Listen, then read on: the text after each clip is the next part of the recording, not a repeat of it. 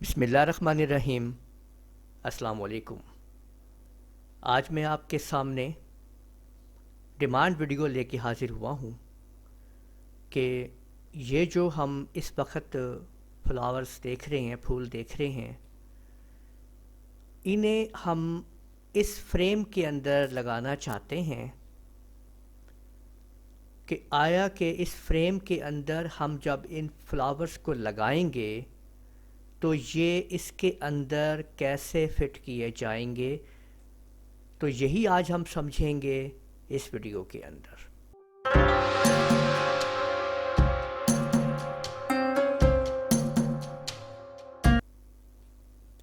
और इससे पहले अगर आप लोगों ने अभी तक मेरा चैनल सब्सक्राइब नहीं किया तो सब्सक्राइब कर लीजिए और साथ में बेल आइकन के ऊपर क्लिक करते हुए ऑल नोटिफिकेशन को भी एक्टिवेट कर लीजिए ताकि आपको आने वाली मेरी तमाम वीडियोस की नोटिफिकेशंस बर वक्त मिल सकें।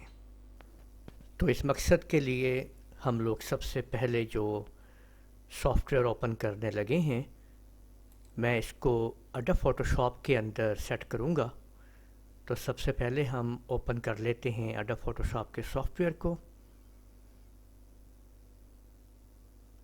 इस सॉफ्टवेयर के अंदर अब हम इन पिक्चर्स को ओपन करेंगे।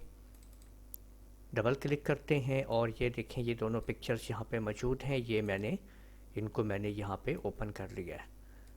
अब हमारा टास्क ये है कि इस फ्रेम के अंदर, ये जो हमें फ्रेम नज़र आ रहा है, इसके अंदर हमने इस वाली पिक्चर को रखना है और इस अंदाज से रखना है कि ये फूल इसके ऊपर आने चाहिए। ठीक है, जो पत्तियां फूल की। तो पहले स्टेप के अंदर आपने क्या करना है, आपने ये करना है कि ये जो आपको फ्रेम जो आपको ये जो नज़र आ रहा है आपके पास, ठीक है, ये आपने सिंपल ये करना है कि इसको इसके ऊपर रखना है। आपने देखें, इस पिक्चर के ऊपर आपने ऐसे इसको यूँ रख देना है। ठीक है, ये रख दिया आपने, देखें। इसके बाद अब आपने इधर आप जो इसकी देखें, दो लेयर्स आ गई, एक बैकग्राउंड और एक दूसरी लेयर 1 है। तो आपने ये करना है कि बैकग्राउंड वाली लेयर पर डबल क्लिक करेंगे ना आप, यानी आपने इसके ऊपर इस तरह से करना है कि यानी आपने इसको, ये जो आप इसका लॉक देख रहे हैं,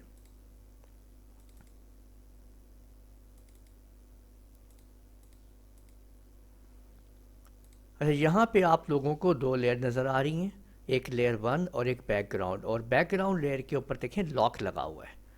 आप लोगों ने क्या करना है कि इस लेयर पे आल्ट के साथ डबल क्लिक करना है।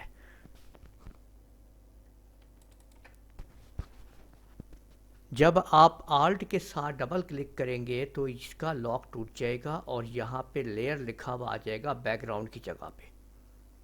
अब आपने ये करना है कि इस फ्रेम वाली लेयर को माउस के लेफ़्ट बटन से को दबा के रखते हुए इसको ऊपर ले जाना है और यानी उस फ्रेम के उस लेयर के ऊपर रख देना है।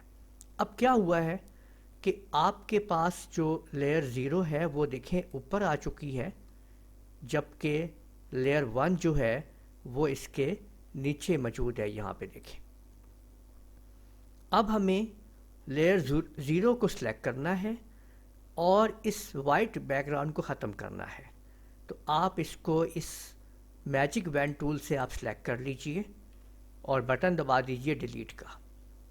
तो आप देख सकते हैं कि मैजिक वैन टूल से वो वाइट हिस्सा ख़त्म हो चुका है और नीचे से जो लेयर 1 है वो हमें नज़र आ रही है।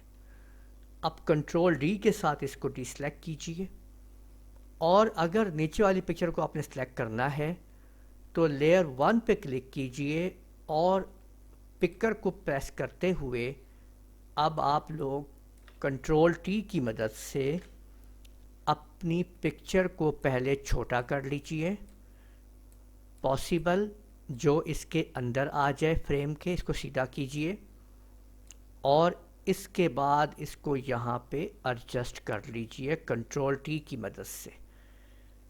और फिर आपने इसको एंटर प्रेस कर देना है। यानी पिक्चर को रीसाइज और रोटेट आप कंट्रोल टी की मदद से करेंगे। तो यूँ आप लोगों ने देखा कि कितनी आसानी के साथ हमने अपनी पिक्चर को फ्रेम के अंदर फिट कर लिया है। इसी तरीके से आप कोई भी पिक्चर फ्रेम के अंदर आसानी से फिट कर सकते हैं। उम्मीद है आपको ये वीडियो पसंद आई होगी। मेरे इस वीडियो को लाइक कीजिए, शेयर कीजिए, कमेंट करना ना भूलिएगा। इजाज़त दीजिए। अल्लाह हाफिज़।